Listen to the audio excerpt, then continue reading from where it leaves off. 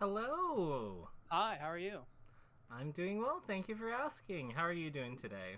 I'm doing pretty well. I'm doing pretty well. A bit tired, but that's, comes with a busy day. Absolutely. What have you been up to today? So I went to work. I had a really busy first half of the day. The second half of the day went really slow. So, went after work. I went and got some dinner. And I ate that. And now I'm just kind of just chilling. Nice. Okay, so with that, you mentioned that there was no that coming off this weekend. Yes. You have things fresh in your mind. So talk to me. What's going? Yeah, I want to know Sure, what happened. absolutely. Yeah, I can give you a little bit of background first that'll help.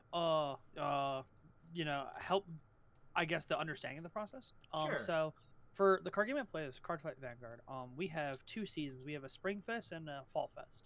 Spring Fest is what we're currently in. It's actually a team format. It's a 3v3. Um, and then in the Fall Fest, it's singles. So right now we're in Spring Fest. So it was a team format, and there's a tournament each day. There's a tournament on Saturday, tournament on Sunday for two different types of formats. Um, Mm-hmm. I'll be honest. Saturday going to the tournament, we didn't do very well. So we had the fighting game equivalent of going 0-2 basically on the first day. We lost the first two rounds and that was kind of it. My individual game score it was pretty all right. I won round one. My two teammates lost. And then I lost round two to a lot of variance, which is fine. That's part of a card game. That's perfectly fine. Um, but there was a bit of decision making. I feel like I could have um you know avoided. I could have done better if I was thinking more long term ahead, and I was thinking too much in the moment, and I was able to realize the fact that if I would have thought it out future wise, like if I would have thought a few turns ahead, I would have probably not made the mistake and probably taken the game anyway. um it wouldn't really matter because my teammates also, unfortunately lost their match. So that was, that day. And I'll be honest, it took me a while to that night to sit there and really get over kind of, doing so poorly and kind of taking the loss, well. But I was able to kind of shake it off. And next day we did pretty well. We got top 16, which is fine. And my personal record, I only lost one game the whole day. I pretty much played anchor for the team the whole day and won all my games. That was really nice. My two teammates had a bit of struggle, but that's completely fine. Not a big deal. But I'm really proud of how I played day two, coming off of a bad loss of day one. But um, I think the biggest thing takeaway is I, as a player, have not quite figured out how to really take a loss correctly and kind of balance, taking a loss. Um, Mm-hmm. and how to kind of cope with that, and how to look at that as more of a learning experience than being upset about it. I obviously it's no one likes losing, and it's not great to be upset over a loss, like obviously, but it's one of those things where it's easier said than done. Um, Hmm. Okay. how to go about taking a loss correctly. In that nature. But yeah, like I said, I feel like day two, I feel like I did everything right. I played correctly, and I was pretty happy with it. I don't think there's really much more I could have done. But day one, I was definitely felt like I misplayed a few times, or if I it's more so I wasn't thinking in the future. I was thinking too in the moment and not thinking far ahead enough, and I think that was an issue. Gotcha. So it's like And missing. tunnel visioning. Yeah, so I remember. Okay, so when you say that you're tunnel visioning, let me ask you. So, Sure.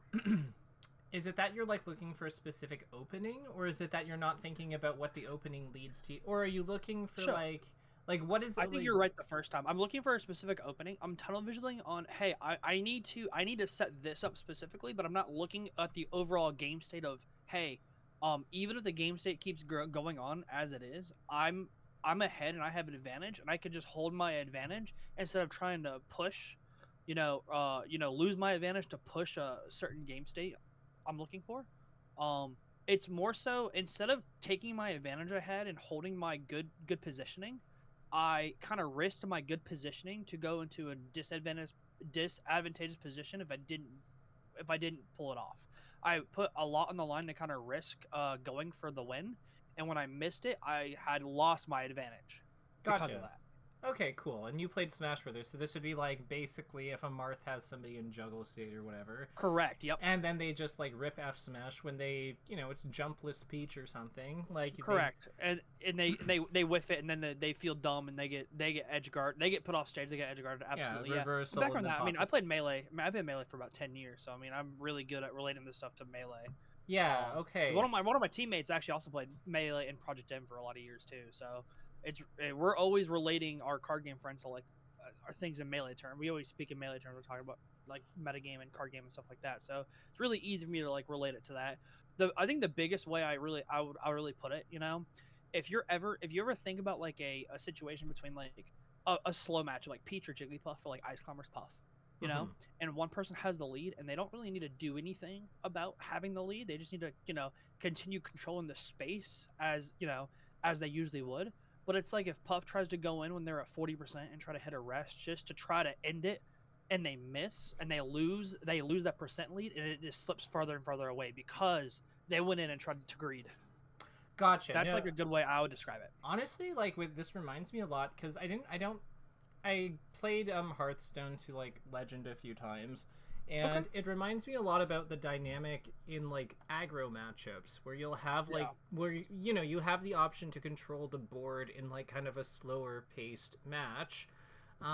Like it'll be one of those games where like you both kind of stabilize, but one person's like ahead, and then that person starts like chunking face instead of like controlling the board.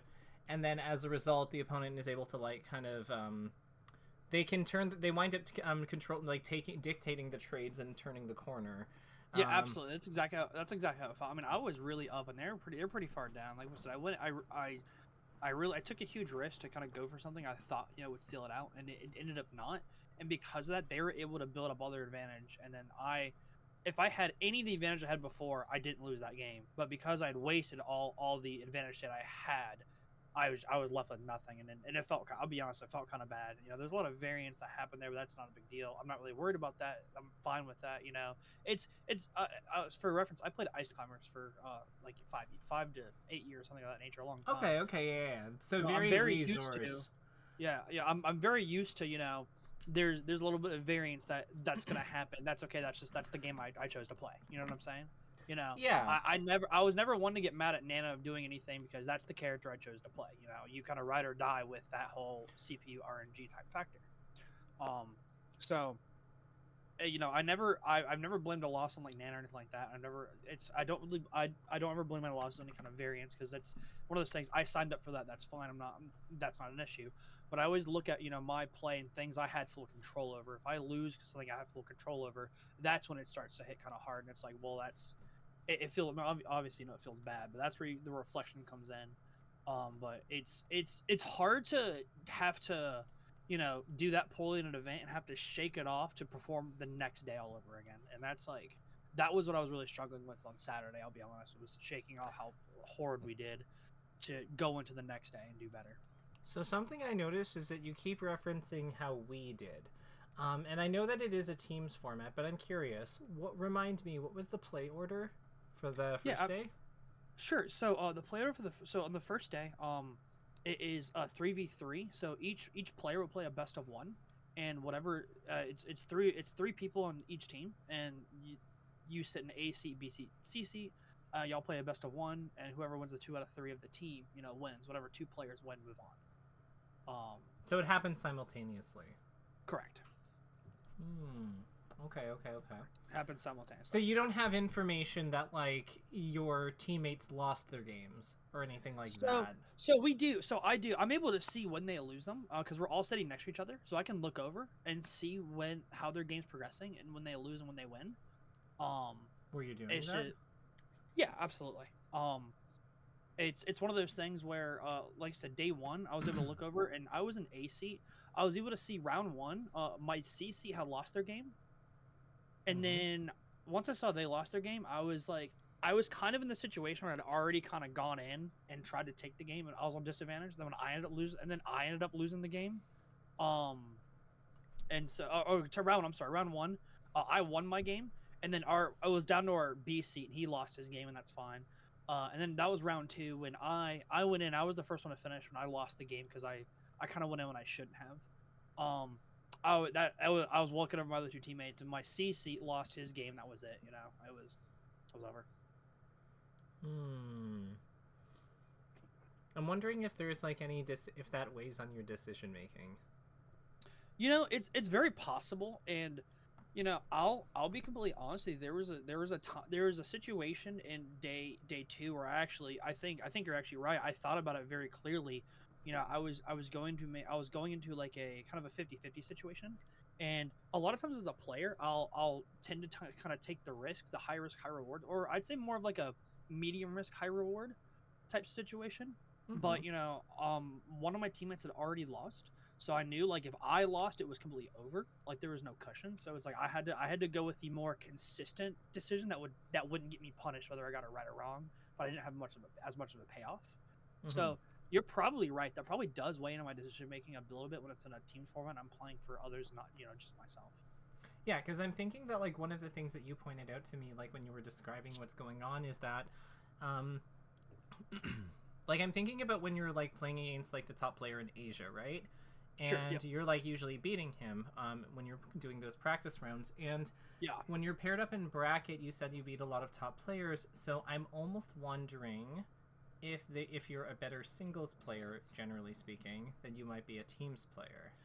So, I mean, you might be right. I mean, that might be the case. As unfortunate as I really like teams. I played melee doubles a long time, and sure, I like teams. It's a lot of fun. There's less in the line overall, but like I said, it's a lot of fun. But I mean, you might be right. I might be better in the singles environment.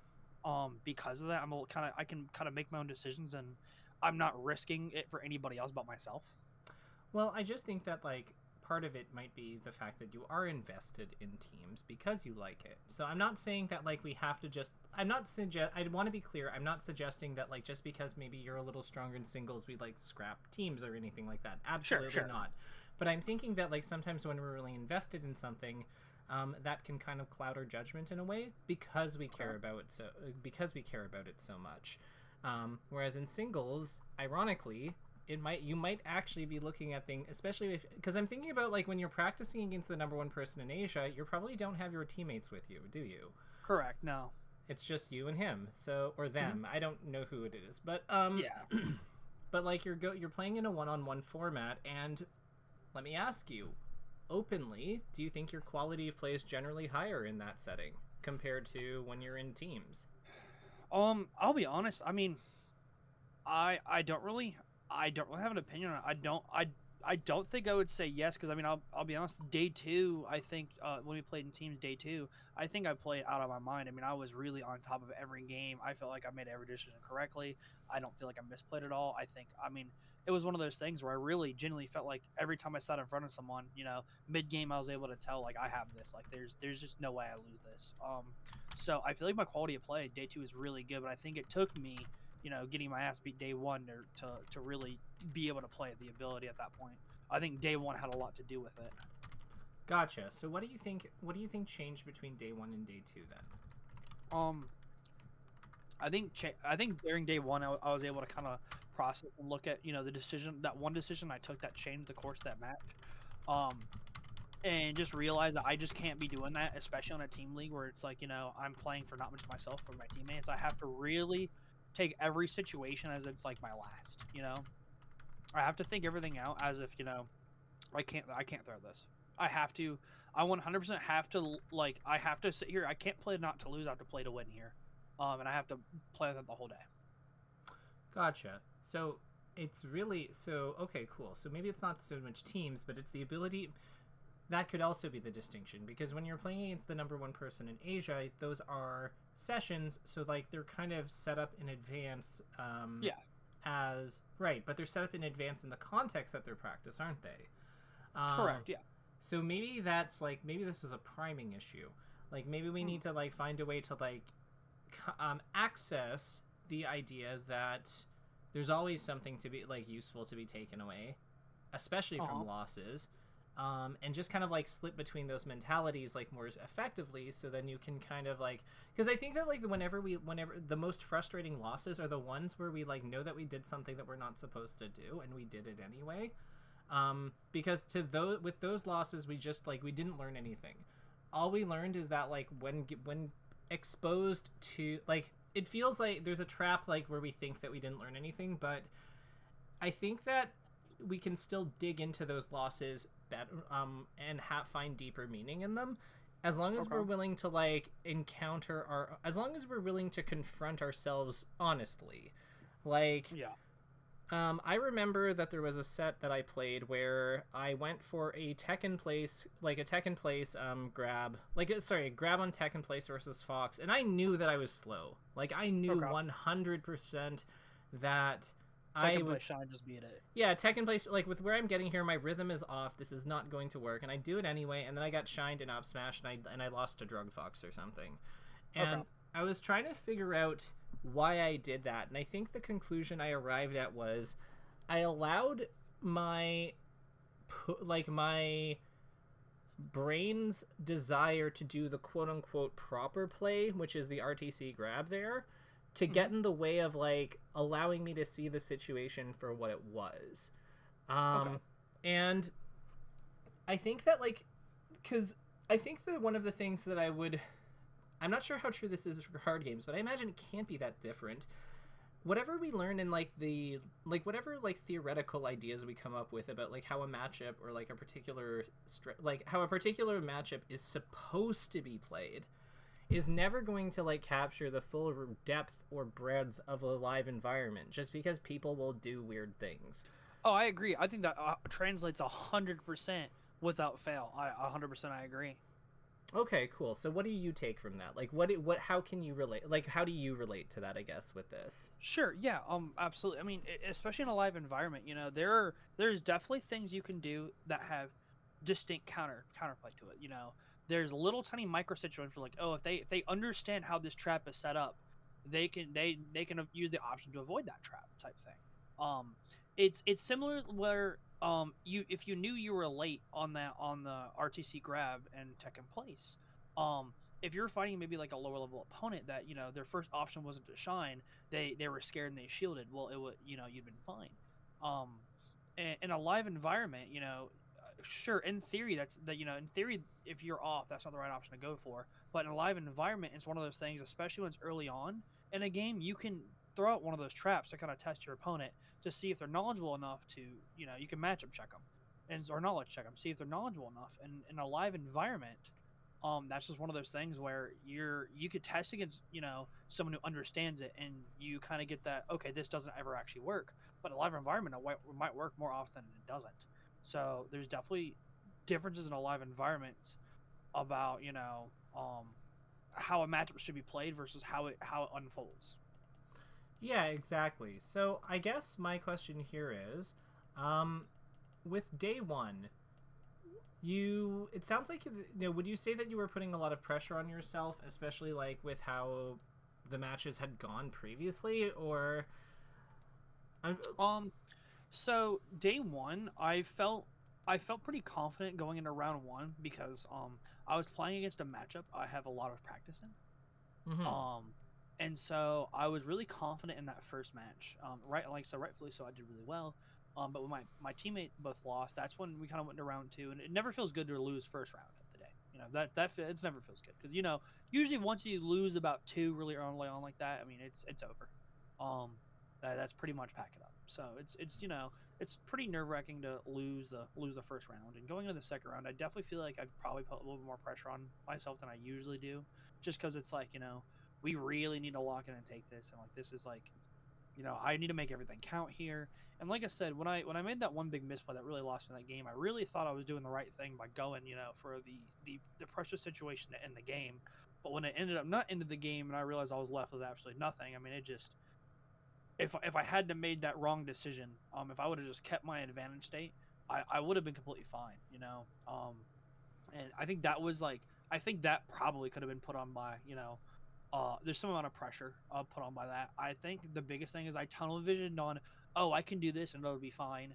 I didn't stop to think about, okay, well, If it doesn't work out, then I'm pretty much just over.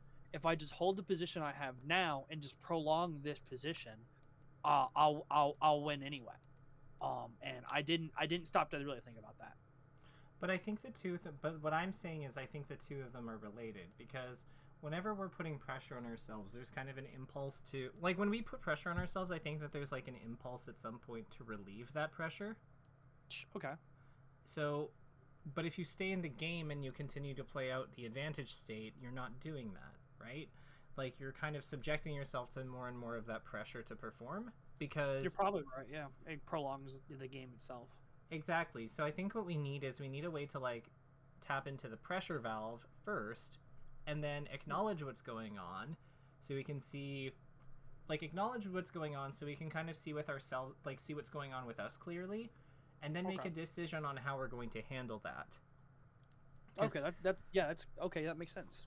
Yeah. So I don't know if you've seen this video before, but have you ever, like, what's your experience with, like, feeling feelings? Like, do you like, because I'm big into positive psychology. I'm very big into the idea of, like, you know, acknowledging what we're feeling, processing it, and then making decisions based on that, so we can kind of, like, take control of it.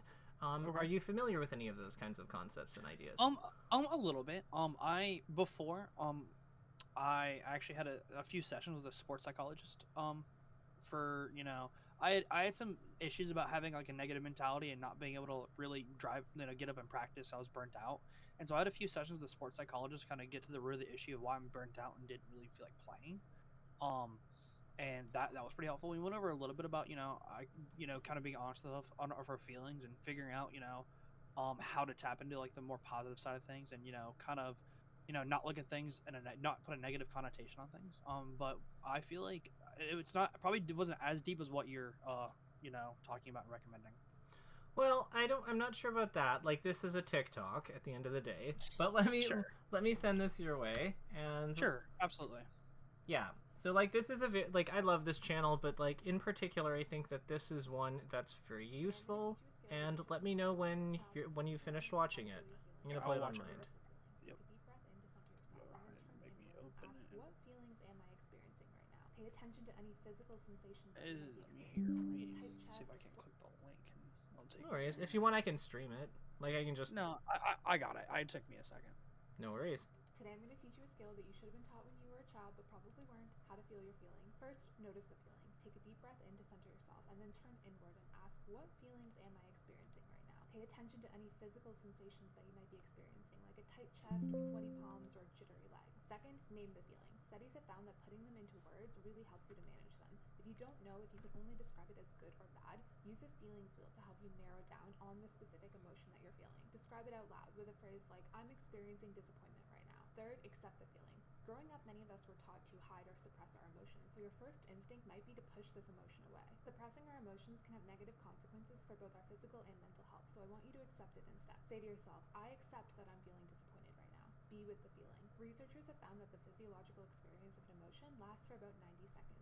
Can you stay with this feeling for 90 seconds? As you stay with it, you will notice that it starts to change, to morph into something else. That is a sign that you allowed yourself to fully experience it. Take a moment to offer kindness to yourself for what you just experienced. You can put your hand on your heart and say something like, I'm here for you. With a bit of distance from the emotion, you can now reflect upon it and identify the wisdom that it carries within it. You might want to ask yourself, what thoughts led to that feeling? How did my past experiences contribute to this emotion?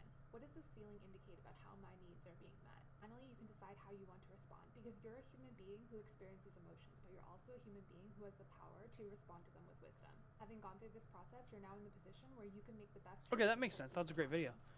Yeah, I mean, I think the part about, suppressing them and kind of trying to push them away is probably very accurate. It's one of those things where, especially in a tournament environment, I don't necessarily want to be thinking about being disappointed, but I guess it's probably healthy too.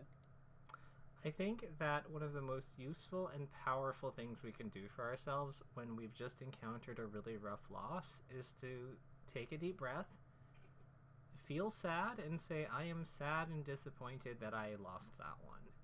I really wanted to win that one, and it sucks that I didn't. But I also have another round to play. Yeah, I think you're right. I think that is something really big I've never, thought about, and I think, a lot of people probably don't. But yeah, that's true. I mean, I 100% did not give myself the right time to feel what I guess should have openly felt instead of trying to push it away and kind of forget about it. Yeah, I had a learner who I showed that video to who went to a major on the weekend well, not a major, like a regional on the weekend as well. He wound up getting 33rd out of about 200 people, and he lost in round 1 winners. So he had to win 5 rounds in losers, and it's Falco Fox, so like not an easy matchup for Fox. Like you could argue he wins, but like it's very close to even. So like he has a bunch of coin flippy difficult matchups, and he won 5 of them straight. Like, yep. I mean, no, that absolutely, yeah, that's really good. I mean, yeah, Fox Falco. There's a lot of coin flip situation there too, which adds a lot more stress on it, realistically. Yeah, and like I think that when we were doing the lesson on this, one of the things that we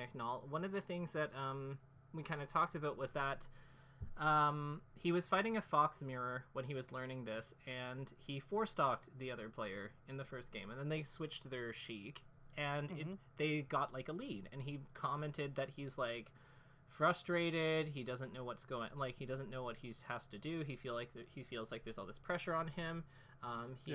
And then I asked him, okay, but where is it all coming from? And then he said, well, it's because I don't want to lose. And then he paused and said, it clicked. He actually figured it out, because he realized I'm actually afraid.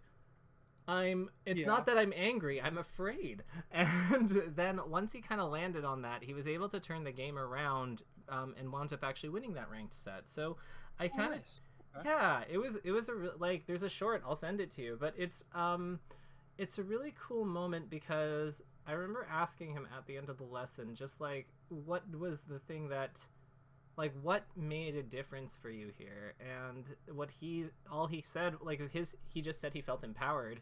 Like, he didn't think that this was something that he could do. And being able to see it in action as something that he's not only doing, but he's doing successfully versus like difficult opponents, that was like, he felt like it was a big breakthrough. And then I saw that he lost round 1. Like, he went to the tournament literally like 2 days later, and I saw that I was checking the bracket, and I saw he lost round 1, and then I saw that he still beat his seed, because he was seeded 54th. Oh, and that's nice. Yeah. So he finishing 33rd is like, that's great. That is great. And I think that, like, when it comes to consistency, like, what you're really tapping into, like, what you told me when you messaged me, I think that this relates pretty strongly back to it, because it's really that fortitude, the ability to kind of, like, dig deep and go, okay, this is not ideal, but we're still here to play. I feel not thrilled. I feel sad and not thrilled and a little scared about, like, what the heck I do now that I'm already 0-1. But you know what? People have gone 6-1 before, so I mean, you're completely right. I mean, funny enough, I had a very similar situation last year in teams where we actually lost round 1. We ran it all the way back and went to grand finals and got second, which was great. So I know it's possible, and I've been there before. But I mean, it's one of those things. Like I said, easier said than done. It's just hard to tap into in a consistent way, where it's one of those things where it's like, okay, this is where I am, and you're in a bad situation already. And I look at this in multiple ways. When you're after you take a loss, or even when something bad mid game happens, it's playing out of a bad situation is a hard thing to do. But I think the harder part of playing out of the bad situation is recognizing when you need to play out of a bad situation. You need to kind of put all your not get tilted, not get super frustrated, not let it affect your future decisions when you're put in that situation. I think is the biggest thing.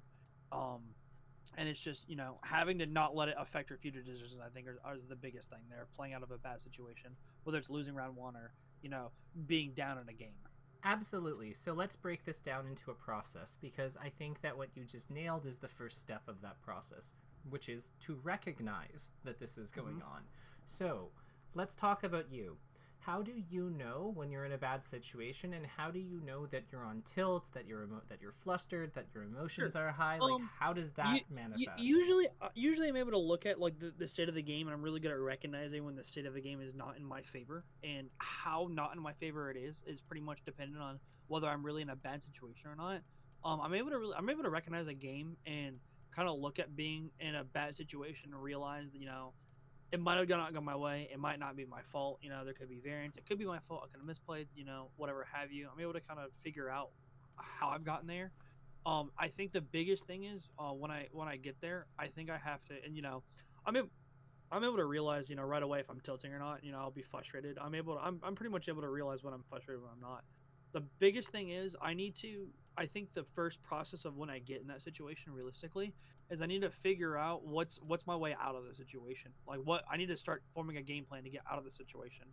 And I think the thing that comes with that is a lot of times when you're in a bad situation and you're down like that, I feel like the way to get out of a bad situation is a lot of times that's probably more scary itself than anything, because I feel like if you're down really hard in a game, a lot of games. I know Melee is a huge one. I experienced multiple times. If I've been really down, I'm gonna have to go for some risky things, make a few reads and try to get this back in my favor. Like you can't sit there and try to play super consistently if you're that far down. You need something. You need some kind of comeback factor. You need something to go your way. And sometimes like you just have to start going for those decisions you wouldn't usually go for if you're an elite. Sure. So sometimes it does, but like here's the thing. If that's the case, then how do I think that the one kind of comment I'd make there is think about the number of times that somebody should lose to like a simple macro strategy, right? Mm-hmm. But like you'd think that like Hungrybox and Armada would like be approaching all the time when they're down, but the reality is that they don't. Because even if they do need something to go their way to turn it around, if they just throw their cards on the table right away, they're not going to have that opening, right? You're right. Yeah, absolutely. So I think that like what it really there is an element of we need something good to happen so we can turn this around. Yes, absolutely. That's the nature of being in disadvantage. But we don't necessarily know what that's going to look like yet. And if we are not open to the possibility, if we're not keeping our options open, because we still need to keep our own lines of play open. Okay, that makes sense. Yeah, like it's not like Armada just like runs. Like, it's not like a Peach player just runs over and just dash attacks because they're like, well, some of them do, and those ones lose. But like the good ones, like the good ones, they might run over, but what they do with that advance is not necessarily set in stone, because they understand that they need to keep their lines of play open so that they can respond to different things as they come up. The opponent knows that like they're incentivized to like the other flip side of this is the opponent probably is aware that you know that you're in disadvantage, so they kind of have an inkling that you're more likely to be swingy, right? So the way that their decision making might adjust to that might be leading you into like a deeper trap if you just like go for the risk right away. I think you're right. I think this actually relates back to me tunnel visioning mm-hmm. on a very specific, I need to hit this, but I'm actually not looking at the every piece of the puzzle. Yeah, and that's is why I think that like when you realize you're on tilt, it's more important to acknowledge you're on tilt, be aware that you might have these be aware of what tilt does to your gameplay, which is to tunnel vision it, and then take a deep breath, reconnect with your senses, and call upon a place. I think that what you'd benefit from potentially is calling on a place of strength. So how I mentally reset myself is I do the deep breath. Like I acknowledge the feeling. So a lot of times for me it's it's anger and fear. Those are the two that come up a lot. So okay. I'll go with I'm angry, I'm afraid, I'm sad that the play didn't work out, I'm disappointed in it, something like that. Sure. And as I'm breathing it in, I recognize that is what's going on, and then I pay attention to the breath, because you want to be able to make one observation about the breath itself so that we can tap into our conscious thinking processes. We need them to help us clear the emotions from the mental stack so that we can see things more clearly again, because that's really what emotions do. They clog up the mental stack, in my opinion. Okay. So what I might do is it doesn't have to be like a fully formed thought, but it just needs to be like acknowledging how it feels when it fills your lungs. What does the air smell like? Like, are we playing in a card shop? Are we playing in a bakery? Like, where are we? Like, where is this happening? That makes sense. And then once we do that, then we just, what I try to do is I link it back to a similar moment where I have overcome this, or similar moment where I've been in peril and I've managed to turn it around. So, you know, it's just like, you know, I have been here before. Maybe I do it, maybe I don't, but like, let's see what, but this is doable. Let's see what happens. And then we breathe it out. That's a good way. That's a good way to look at it. I don't think I've really ever tried really relating it back like to a specific time where, you know, I've been in the situation before and I've been able to overcome it. You know, I think the number one thing that stands out there is telling yourself that it may happen, it may not, but instead of, you know, being, you know, one of those things where it has to happen, you acknowledge the fact that it might not happen, but that probably gives you a more clear head going into it, and be able to look at every situation. That takes some pressure off yourself. So that makes sense. Nobody is the protagonist all the time. Sure. Like, we are. Absolutely, that makes sense. Yeah, like we can all be the protagonist some of the time, but nobody is the protagonist all of the time, which means that if it's just not our turn, it's just not our turn. But the only way that we find out if it is or isn't is if we don't throw. You're right, correct. That makes sense, because if you throw, you throw. I mean, it just you might have been able to, you know, you might have had a clear line of play, but if you throw it, you won't know. Yeah, for sure.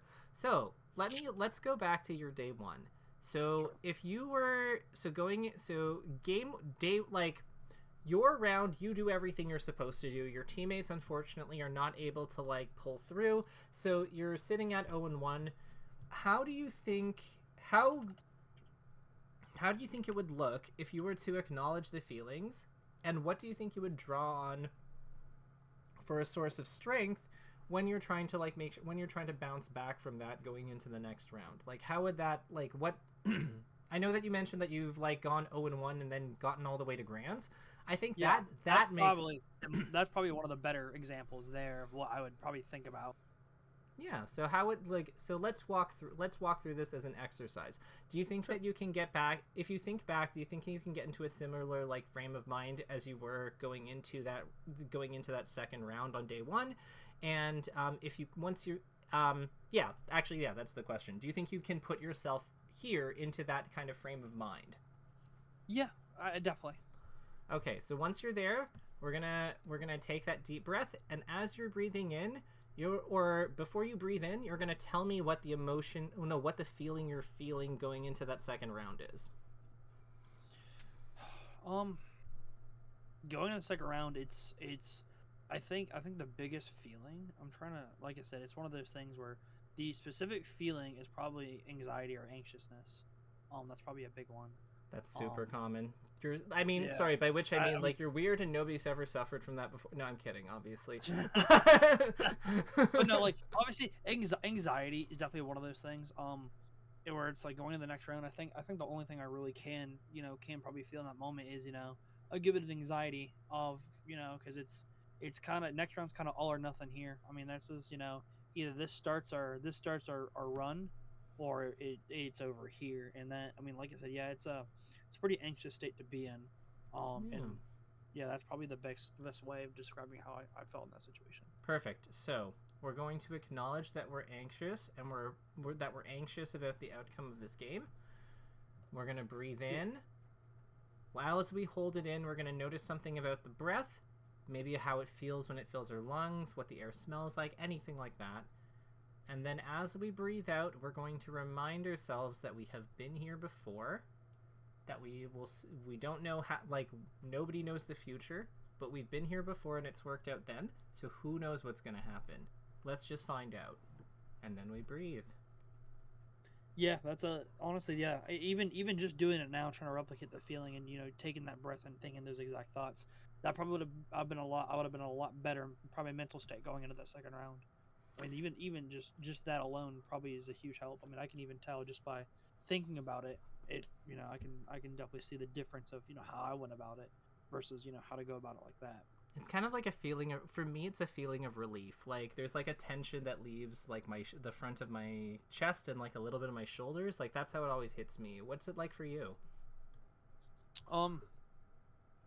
Honestly, it relief is probably a good word for it. It's one of those things where, um, I'd probably describe it as relief. I'm really looking to say, the way I feel about it, it's one of those things where it kind of feels okay. Like, I go from being really anxious to, like I said, relief's probably a good way to describe it, but more in depth. It feels like, even if we don't do well next round, I mean, I'm able to take my mind off the, like we have to do better next round or it's over. To even if we don't do well next round, there's more to this. We have tomorrow, we have the next event. It's one of those things where I don't have to put all this pressure on myself. Exactly. Just being in that state of mind, I can stop and look at the whole picture. You can be present. Yeah. So, do you know what so something fun. Do you know what the difference between anxiety and fear is? No, not exactly. So fear, let's pretend that we are in the jungle and a Tyrannosaurus comes out of nowhere and it's going to eat us.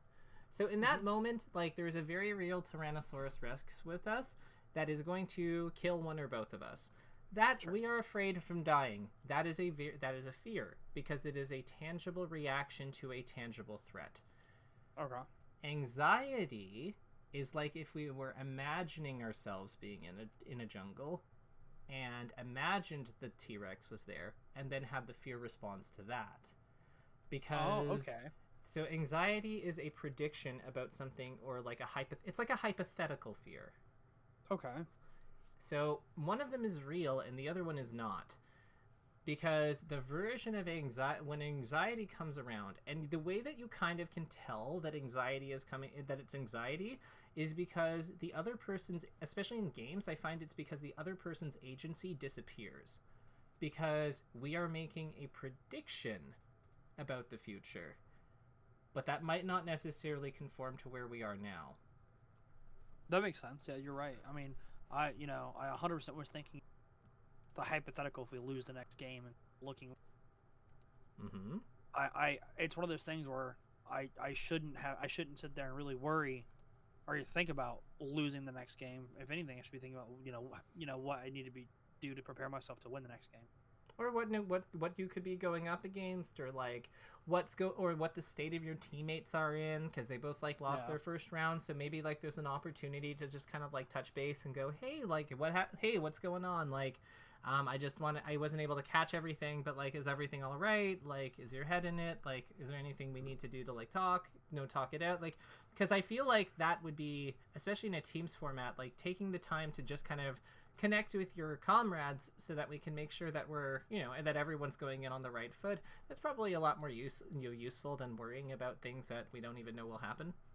Yeah, I think you're right. 100%. I do. I think you're right. Awesome. Out of curiosity, how do you find this is going between the two of us? Really, really well, actually. It's one of those things where, I mean, I pretty much figured it would go well, but I mean, in practice, it's pretty much living up to exactly my expectations. It's one of those things where, I'll be honest with you, like, so when I played Melee for years, but I played more at a regional, local, level. As a card game, this is the first, like, I guess game I could say I've, really traveled around the country for and been, a high level player, or or at least ranked high level, and I have all these opportunities to play these high level players and in these really high level environment situations. So it's one of those things where I have a lot of tournament experience, but I feel like I don't have a lot of tournament experience when it comes to like this type of scale. Which, I mean, you could kind of argue there's no real difference. But I mean there is to some extent. No, there's definitely a difference. So like, some of these tournaments, correct me if I'm wrong, but like, if you're playing at like the top 50 level in your game, surely some of these are like, make or break your career kind of tournaments, right? Or like push you to that next level, right? I mean, definitely, yeah, absolutely. There's, it was like I said. I mean, a big example was last year. I was in Chicago for singles, and I was 2 games away from a Worlds invite, which is would have been nice. I would have been able to go to Japan for Worlds, but I was technically 2 games away from that, and that was a pretty hard loss to take at the time, but I was able to eventually get over it. I was still happy with how I did. But I mean, there are a lot of situations where it's like, yeah, there's a lot on the line here, like a local level, there's not, you know. Mm-hmm. So I would say that no, absolutely, the pressure like of one is not like they're, so they have the same thing in common in that they both have pressure, but I think that like there's something to be said for scale, absolutely. So now the cool thing though is the same anxiety that we like, the same, like the brain doesn't really distinguish a lot of this, not really. So the skills that you build by like working on pressure in this environment are still going to be the same skills that you use for managing, like when you presumably, well, at least I'm hoping that you get one of those Worlds invites.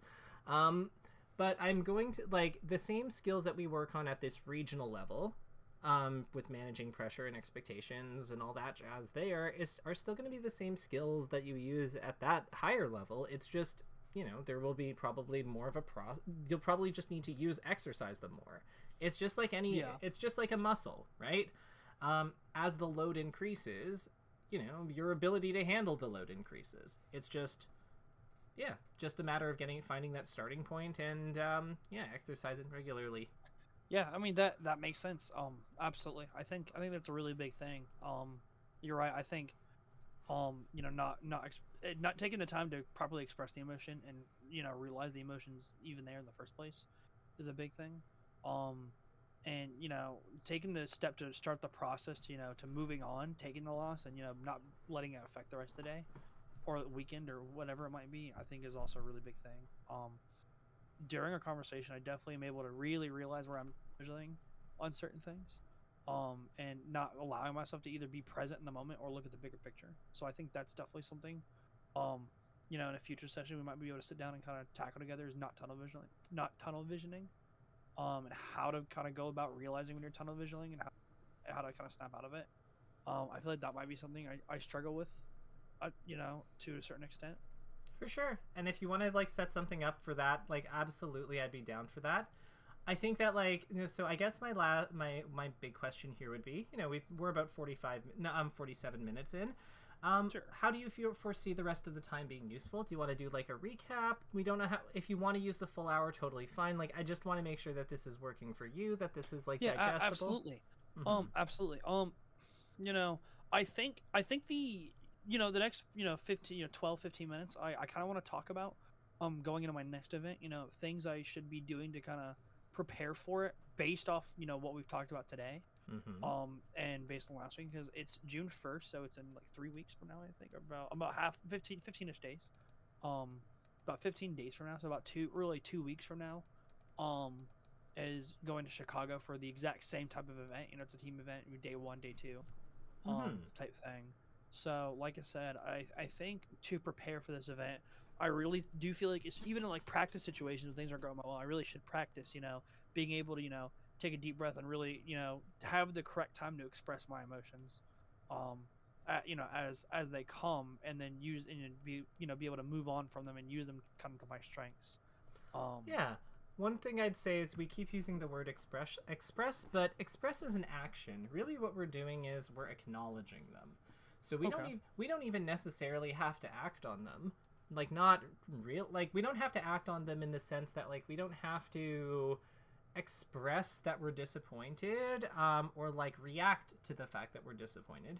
It's perfectly fine to state, you know, to tell ourselves, I am feeling disappointed. Yeah, acknowledge is a better word. Yeah, because like we don't want to like act. Because we are humans. One of the big perks of being a human is that we have the choice on what we do with that emotion really what we're doing is we're claiming it. Because once it's a part of us, once we acknowledge it and claim it and take it and it's us, we have the right to change it because it's ours. We own it. That makes sense. Yeah, it's when we're like fighting it, because like what always happens with me is when I ignore it, it then just gets. When I ignore my emotions in competition, is all they do is they just stamp their feet on the ground really loudly and go, well, now you're not listening to me. and then and then Yeah, they that makes sense. It gets worse. Yeah, like have you ever had that? Yeah, I think you're right, and they just kind of overpower you. Yeah, because like the thing is, it doesn't run out of gas. We do. Like Yeah, the you're part the part of the brain it draws its power from is much older and built for like crisis than the front brain we're trying to use to like figure out to puzzle our way out of this situation. So I would say that for prep for the next event, I would practice acknowledge the feeling, even when it's a good feeling. Okay. I would then say that like because and you know what? This will sound controversial, but I actually think it's the good feelings, the positive emotions that really bite you more at the higher levels. And I'll tell you why. I'll tell you why. So I was having a conversation with like some players from Maryland, and we were talking about mentality. And one of the things that I brought up was I was playing against Kalamazoo, who was like a top like 30 peach at the time when I was like being top to like 25. And I almost JV5 stock. Yeah, like, I watched that live. Yeah, it was in the EMG stream. Yeah. Yeah, I watched that live. But what people don't know, you'll know, but most people don't, is I lose the next game. Because on Dreamland, I lose that one. And the reason I lose is because in that chair, I'm going like, oh my god, I'm so cool. I am the best Sheik to ever do it. Like, I'm so sick at this game. My god, like, people, like, haters gonna hate, but, like, this was nasty. And then I lost the next game, and I was just like, oh my god, am I the worst player in North America? Like, Jesus, what is wrong with me? And I almost fell over, but then fortunately, like, because it was a Canadian tournament, and I might have exaggerated how effective my mental fortitude was, but it was really Riddlebox, like one of my good friends. He was next to me, and he was just like, I looked nervous, and he just looked at me, and he was just like, dude, you goofed off. Like, get over yourself. And I just went, you know what? No. I was cocky. I was arrogant, and I did not respect the 37th best player in the world, which is insane when I say it out loud. So sure, it's like, okay, counterpick, and then I wind up 3-stalking him, and it's just on my like to win the set, and it's just the thing about like these positive feelings is that they have a tendency, like really what it is the crash that gets us. Like then going from positive, like I'm high on life, and then when we get that crushing disappointment afterwards, that's such a massive drop. And the thing about like the positive feelings, like the cockiness, the arrogance, is they trick you into feeling. They kind of like they're very insidious because they feel good, like they feel it feels good to feel powerful. But that's why it's important to acknowledge them and like move on from them, because then you go into a clean slate. Going from like neutral to negative is like much less bad, is much more manageable than going from positive to negative, because it's much less of a crash. That makes sense. I've never thought of it like that, but that definitely makes sense. Yeah, it's like you're like going, instead of like falling from like the second story, you're falling from the first story. Yep, that makes sense. Yeah. So I would say that like acknowledging that. So step 1, acknowledge the feeling, even if it's good. Step 2, breathe and connect with senses. Step 3, make observation about when connecting with senses. So that's kind of like, those are kind of the same things, but like it's just that that noticing how the air feels when it fills your lungs, or like what it smells like. Or some people plant their feet on the ground. That one's probably good for, I can imagine that one being good at card games, since like, you're seated. And then finally, offer yourself compassion or draw on a source of strength. Like the video says, you've just done a really, really impressive thing. You have allowed yourself to be human. And then on top of giving yourself permission to be human, you've taken ownership of this kind of uncomfortable feeling so you can do something about it, which is pretty sick. And I think this is also a good time where you could draw upon that strength. Like draw upon that 0-1 where you made it to Grands. Like, how many players have done that? That's super impressive. And then, like, I mean, I'm glad. It's cool to have that for sure, to be able to draw upon. I just have to, put it into practice.